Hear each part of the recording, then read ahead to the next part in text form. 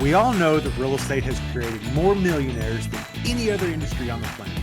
We also know that it has created a lot of heartache due to mismanagement, overborrowing, and just simple life events that happen to all of us. Welcome to the CashFlowPro podcast. My name is Casey Brown, and I am your fearless leader. And although we might be bourbon sipping and at times foul-mouthed Southerners, we will always do our best to be honest, straightforward, and due diligent with all of the information we pass along to you. Welcome to the show. Hey there, and welcome to today's episode of CashFlowPro, your daily real estate investing podcast and YouTube channel. I'm here today with Mike Stohler of Gateway Private Equity Group. Mike, how are you today? Hey, I'm doing pretty good. How about you? Awesome, man. Doing wonderful. I know we had reached out to you about being on the show, particularly because of your experience and knowledge about hotel conversions, which is always kind of an enamoring topic for a lot of people, simply because it seems like it should be so easy, but yet it's not. And you always hear the horror stories about the codes are just slightly different about when it comes, but like as soon as you put a stove in somewhere, it changes all the fire stuff. And anyway, and we've heard all the horror stories about having to have bigger mains come in for the sprinkler systems and all of that stuff. So why don't you start out by telling us maybe just a little bit about yourself, and then we can maybe just jump straight into hotel conversions, and then maybe wrap up with how you raised capital, outside capital, so on and so forth. Yeah, I'll try to be quick. I got my start, I call it the PG days, pre-Google. And, because I'm old, I was back in the late 90s, started buying stuff, did like everyone did, Robert Kiyosaki, right? That was the Bible. I said, oh, this can't be that hard. And it was. The easy part's buying. Bought 8 units right off the bat, failed. Because what the books, and remember, this is pre-internet, pre-anything. I couldn't afford a computer, or like $5,000 back then for a laptop. Yep. But I didn't know how to be a landlord. Buying was easy. I didn't know how to be a landlord, so I didn't know what a lease was. I didn't know what 5-day notice. I didn't know anything, so I failed. But I knew that that's what the road to success was. Yeah. I am not one of those 9-to-5 guys. I'd go postal if I was in a cube farm. So I stuck with it, and fast forward, I went from, single family houses to multifamily, now to hotels. And I've owned and operated around 1,500 units, 1,500 Wow. keys. And we're just going gangbusters. We're getting ready to build a boutique hotel. And I kind of found that niche where I like hotels because no one else seems to be in it that much. It's not like the normal progression.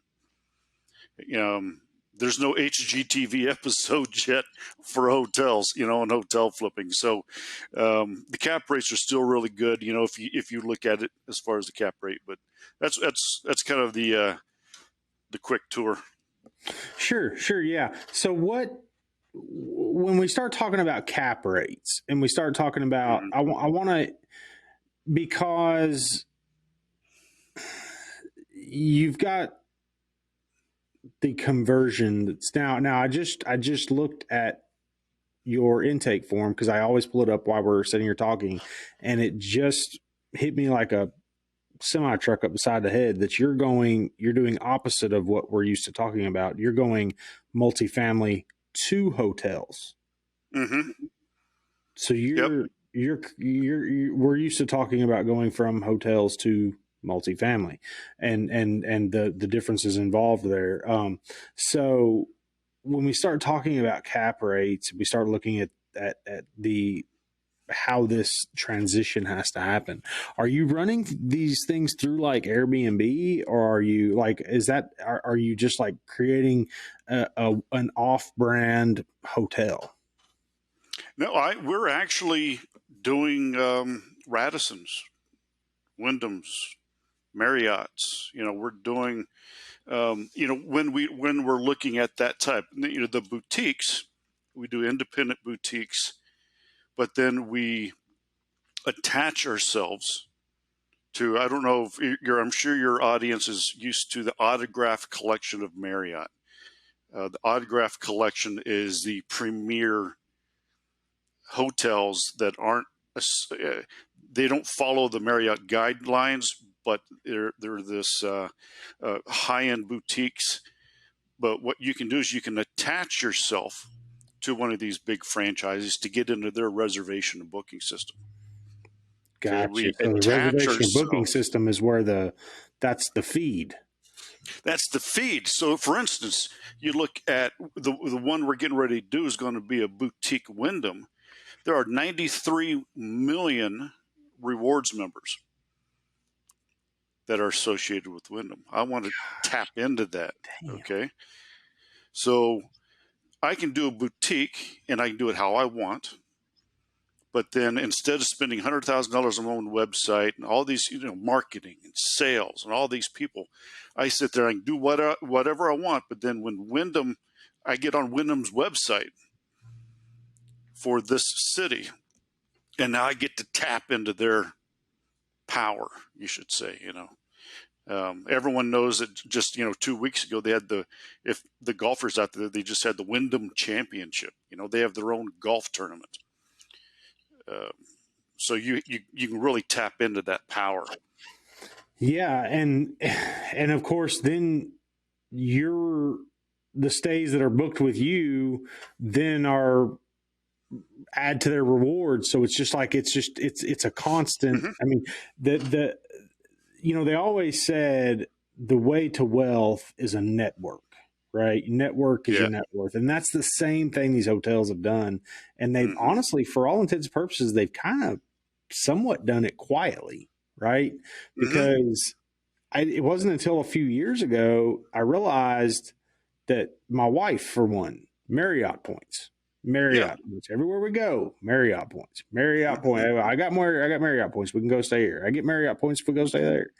And my father-in-law, same way. And my ex-father-in-law, rather. And it was just like, and I was just like, oh my gosh, these places are like, they're starting to really gather the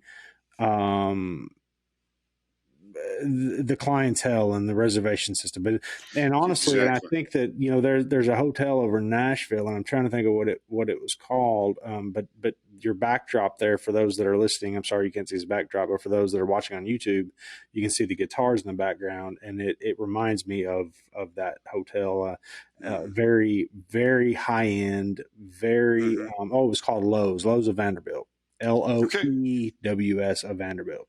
And I'm not sure if they're associated with any big reservation system, but either way, it was a pretty high end product. But so when you're converting these, what do you look for in multifamily that makes it stand out as being a potential for a conversion? Well, so what we do is we look at, if we're going to do an extended stay and they're just one bedroom, there are apartment complexes out there that are they're 50 units, 80 units, they're all one bedroom apartments. I can turn those into a non-branded hotel / Airbnb / business center and there's now 4 or 5 different things, day use business. We really hit it out of the ballpark during COVID with that. No one was going to work, both husband and wife. No one was going to work. Now you had 3 kids at home, or plus whatever. You didn't have an office, so you're trying to do work in your just at your kitchen table, right? So we looked at those types of things during the conversions and said, "Hey, you know what? For $50, come to one of our rooms." And now all of a sudden there are these offices. You could take a shower, free coffee. Here's a cookie, and you did a lot of those types of things. But um, if it's a 2-bedroom, then you can do the suites. It's just it's really location. If you do it like a multi to hotel conversion, it's all about location. Is there a cheap way, rundown multifamily that I can use and put a couple $1,000,000 into it, but the real estate is just prime? It's close to something that event space or something like that that I can utilize, and it's congested, so you can't build anything around it because it's all the land's taken. So we can go in and take a C-class apartment building and turn it into a really nice boutique. And when we're talking, geographically, where are we talking about? Anywhere, or do you Yeah, it's anywhere. The ones that we keep, the hotels that we're keeping are here. I'm in Arizona right now. Okay. We have Arizona, Georgia. We like the Midwest, but we're not doing a lot. We're not doing the conversions now just because of the cost, just inflation and the lumber, and it just doesn't make sense. So what we're doing is we're just buying hotels outright. We are getting ready to build a boutique hotel. It's not a conversion; it's just a ground up. But right now, it's absolutely prime time to actually just buy hotels, especially the ones who couldn't survive the whole COVID deal. We were in Denver about, shoot, I think it's probably been about 9 months ago now. It seems like yesterday, but it was last winter, and man, they were going through it big time. But they're like, I guess every single solitary grain of earth that could have something built on it had a hotel put on it, all out there by the airport. I mean, I'm talking about literally like you have 4 corners at a stoplight and there's 8 hotels. There's 2 on each corner. I mean, it was just and then all of a sudden COVID hit, right? I guess they built these back a few years ago, and all of a sudden COVID hit. Yeah. And man, those things were coming up on 10X on the auctions, and they were being like 40 cents on the dollar. And I think they were just, a lot of these bigger conglomerates and whatnot were trying to clear their balance sheets and basically start over and take the loss against something else, and then basically start over. So it was really an interesting time for people in the hotel purchasing business. And so it was. I still is. Operationally, though, I got to think if there was any way to turn those things around right then, they would have done it rather than taking a 60% loss on the money. But I just don't understand. And I get the loss, the write-off loss, and the offsetting high income somewhere else maybe or whatever. But when you go out, so you go out and you could potentially just buy one of those places as well. Now, I know that another part of the hotel industry that's really been suffering lately is the labor, the general labor of housekeeping and absolutely, the hotel, the lobby bar being manned and the front desk. So how is that kind of playing into some of your decision making right now? Yeah, you know what? It's the hospitality and the restaurant group. We just can't get a break, right? The last 2 years we've dealt with COVID, and then we immediately went through that and took a deep breath. All right, we survived. Bam, the great resignation. No one wanted to work because everyone got free money, and everyone just, not going to work. And then as soon as we got out of that, and we're starting to get out of that a little bit, now inflation, travel, everything's so expensive.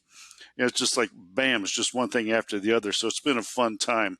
But what we do is when we build something or we take something, we're going to put several $1,000,000 into it, we automate. It's like, look, if you don't want to work, I'm just going to automate. There won't be a front desk. There's just going to be a kiosk. and then people get upset. Oh, you're taking jobs away. These self checkout things. It's like, look, I'm a business person. Yeah. Okay, Well, and here's I the whole can't. thing: you either do self checkout or you have to go stay somewhere else. I mean, Right. Yeah. So it's a tough situation. People are so upset at these restaurants and McDonald's that they're going to the kiosk. It's, well, you know what? That kiosk is a lot cheaper than someone flipping hamburgers and wanting $20 an hour yep. plus Fridays off. And I've had that. I've had people in. Or even better yet,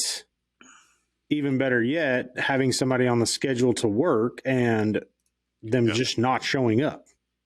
Right. I would have 12 interviews and one person shows up, and I wouldn't hire that person if Yep. they were My my dad sister. was in the restaurant business for a few years, and I didn't really get a firm understanding until he was in that business of how almost anti-entrepreneurial owning a restaurant or a service type business like that can be. A lot of times, he was almost to the point where he was going to have to keep on staff twice the people that he needed just to end up Yeah. at the end of the day with one crew that could do what needed to be done.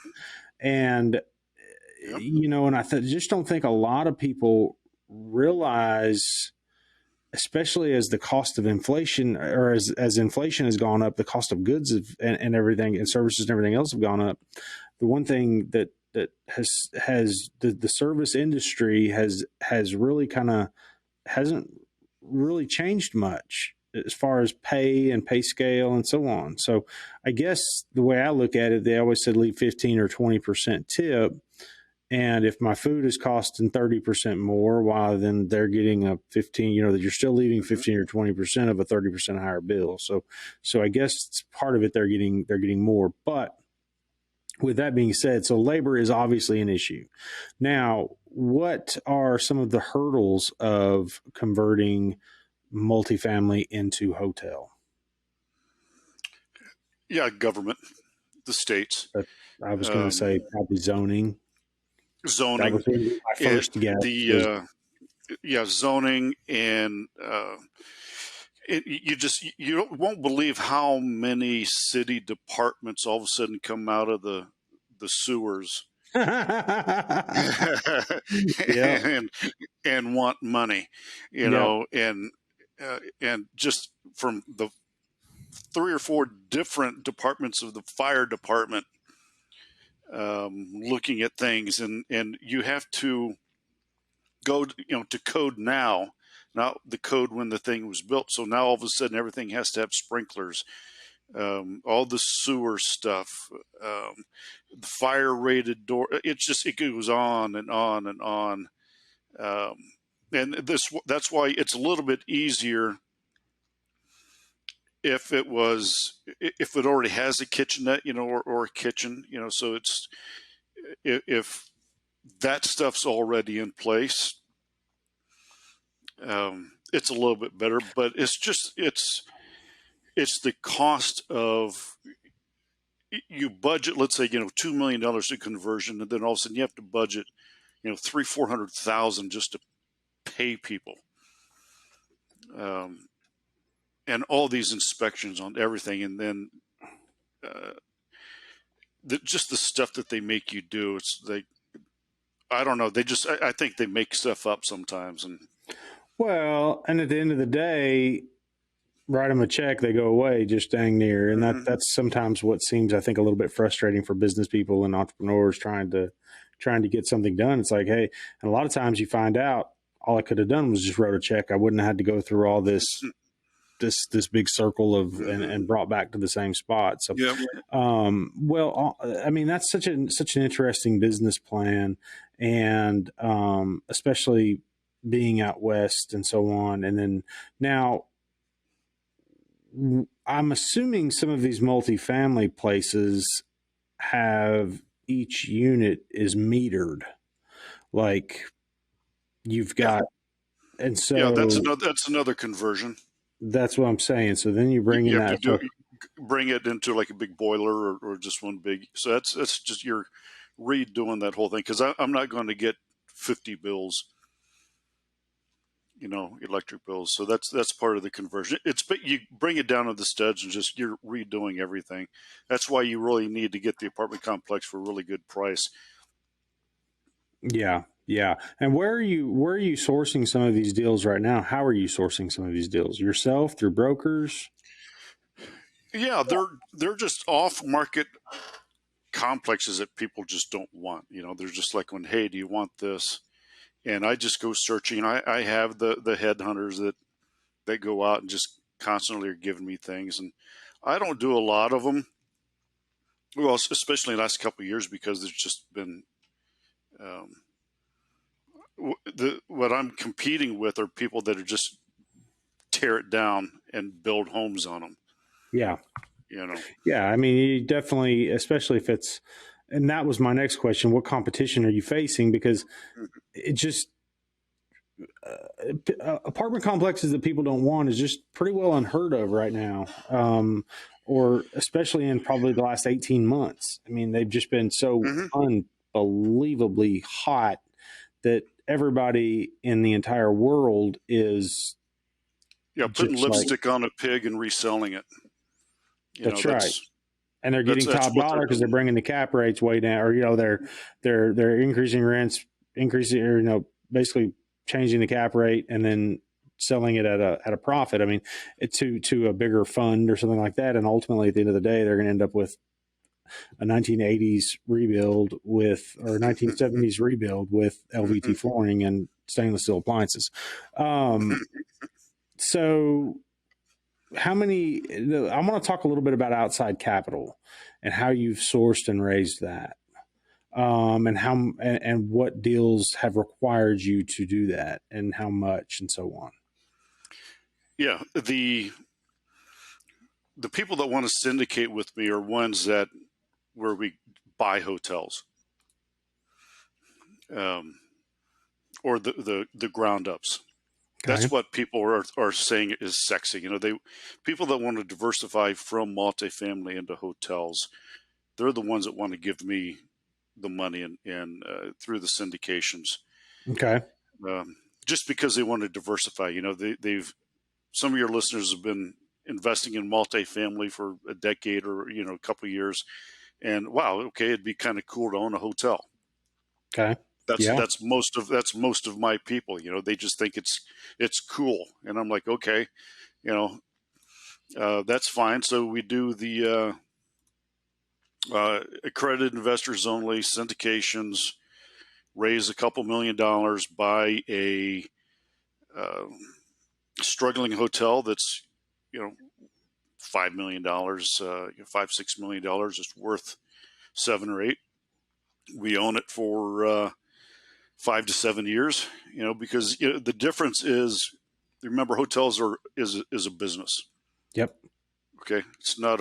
There's a lot of differences in from the multifamily to the hotels. So it's a business. So it takes a while to build that business up. You can't flip it like you can a multifamily. It's called a slow, patient capital. And what are the expectations on return right now? And what is that? How is that looking? Uh, okay, so it depends on the location. What we've learned during COVID and what we're going to do, there has to be several drivers now for us to buy a hotel or do a conversion. For instance, you were talking about the airport hotels in Denver. Yep. They only had one driver. There's only one reason someone stayed there, right? Yep. And when no one's flying, no one's staying. So what we do is those hotels that we can find where there's 2 or 3 different drivers. It's off of a highway, so we have the car traffic. It's near an airport, so we have the flight traffic. It's near an event center. It has truck driver parking, so we have the truck driver guys. If I can name 4 or 5 different reasons why someone would stay there, those hotels will do a 15% preferred return, and about if you do it on the conversion on the cap rates, it's around 12 to 13, 14% caps. Okay. Okay, where multifamilies are what, 4. So Yep. that's why, and because here's why hotels make more money is I can, if you think of it as my room rates as rent, comparing it with multifamily, I Okay. get to change my rent 4 times a day. That's right. That's right. And you can Okay, change it on Saturday and Sunday. You can change it. right. Yeah. Okay, Christmas time or events coming in, Super Bowls coming in, concerts coming in, and then I look at my competitors. It's kind of like the gas station. You go buy a gas station, it's like, man, they're changing the price again. It's supply and demand. Hi, this is Casey Brown, host of the CashFlowPro podcast and YouTube channel. Have you been thinking about investing in real estate but just don't know where to begin? I'd like to help by inviting you to check out our website at www.3000capital.com. There you will find an array of material that will help you learn all about real estate syndication. And while you're there, be sure to check out our free video series download titled 5 Must-Know Keys to Success in Passive Real Estate Investing. I'd also like to personally thank you for making CashFlowPro part of your day. Now, back to the show. So if you look at a 100-room hotel, and I'm getting $100 a night on average, that's a lot better than $1,200 a month per room. Okay, so Well, we yeah. make the And gross is so much more. hence the reason why these Airbnbs and everything has been such a hot commodity, because they're systemizable. They're the ability to make money is just far greater. Mm-hmm. And anyhow, it just so no, the short-term stay, the night stay, like you said, you set that rent, you basically set it for a year. You set that room rate, you set it for a few hours at most, and then another event happens or something else happens, you raise it, lower it. You can, and I've oftentimes said that for the most part, things will always rent, and that it would even go for hotels at a given price, right? I mean, it Sure. just, you can. We have the walk-in rate, towards the evening. We've got 8 to 10 rooms left. Okay, hey, someone calls in or someone walks in. How'd you like a 20% discount? 25% discount on the rate. Sure. It's kind of like the airlines. It's like any type of commodity selling. Yeah. Now, with that hotel franchise, I've heard nightmares about that. And one of the big things, one of the big reasons why some of those hotels in Denver were bringing, I don't want to say full pennies on the dollar, but 60%, 50%, whatever, was the fact that you had to buy that hotel franchise out in order to rebrand the building. Someone has to. So the best thing to do is, if I'm buying a Marriott for 60 cents on the dollar, I just keep it a Marriott. Yeah. There's no reason to rebrand something. The only I reason guess why I'm talking about some of these guys that wanted to buy these hotel buildings for 50 cents on the dollar and turn it into a multifamily. someone has to. So the franchise is usually a 20-year agreement. Okay. Yeah. There's a break fee, so that becomes the negotiation between the buyer and the seller. But if the seller's in, or the bank has, or someone's going to have to pay that, and it's not cheap. It's going to be a couple $100,000 that you're going to give Marriott or Hampton or any of these just to break that. That could be part of the negotiation. There are attorneys that I use that specialize. That's all they do is hotel contracts, and they break them, and I'm able to pay those fees, pennies on the dollar. Sure. Because of the negotiation. It's like, look, I'm not using you, Yeah. I'm not going to go with the competitor. Here's 50 grand instead of 200,000. And a lot of times they'll take it because it's better than nothing. Well, it's that, and it's better than something with their name on it growing up and rotting and and becoming a nuisance to whatever area that spot resides in. So, well, awesome. Well, listen, Mike, we're kind of getting up on our time here, and we end every episode to ask a couple of questions, and there's no right or wrong answers. But the first of those questions is, what is the best book that you've recently read or are currently reading?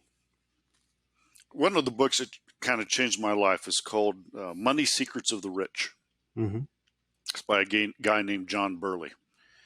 He's been in real estate for a long time. And that book tells you the differences between once you start getting the money, how do the rich people now think?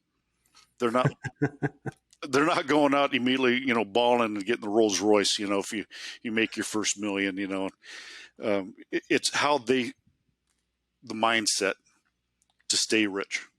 Sure. Yeah. Get it. And then, and I think everybody sees people on Instagram with Ferraris and Lamborghinis and whatever else they're doing. But at the end of the day, they got $5 in the bank. Yeah. Or that wasn't the first thing that person probably bought. That wasn't their get out of, I made my first $1 million. Yeah. Like you said, I made my first $1 million. Here's my $500,000 car. I mean, it was a long time coming, or they got $5 in their bank, whatever. All right. Next question. What is a dream vacation that you have taken or hope to take? Wow. Dream. The one that I had scheduled and then COVID hit, it's probably 1 million people, was a golfing trip to Scotland. Wow. It was on the books, and I was going to golf the old course. I had Carnoustie booked, a bunch of those Scottish courses, and that all went to kaput. Man, when I ask that question, I'm going to say 50% of the podcasts that I do, everybody starts telling the story about the trip they were going to take if COVID hadn't hit. So anyway, awesome. Well, listen, Mike, thank you so much for being on the podcast today. And if the listeners heard something that resonated with them or jumped out and they want to get in touch with you or learn more about your business or what you do, how can the listeners reach out and get in touch with you? Sure. Find me on LinkedIn and let me know how you found me. I'd love to answer any questions. And website is Gateway PE, as in private equity, gatewaype.com. Awesome. Listen, Mike, thank you so much for taking time out to be with us today. And listeners, as always, please head down and leave us a review. Leave us a 5-star review. And while you are there, please hit that subscribe button so that so that you may be notified when we release new episodes, when we release new content. You don't want to miss out. We've got a bunch of wonderful guests just like Mike coming up that are going to teach you and share with you how they got into the capital raising business, the real estate business, and made all these piles of money like people like Mike have. So anyway, awesome. Thank you all for listening. Mike, thank you so much again. I hope everybody has a wonderful rest of the day. CashFlowPro is hosted by Casey Brown, founder and CEO of 3000 Capital, a commercial real estate investment firm committed to providing its investors with ongoing cash flow and helping them build long-term wealth. If you enjoyed today's podcast, make sure to hit that subscribe button so you'll be notified about all our future episodes.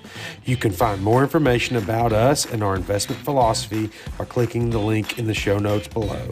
Thanks for listening.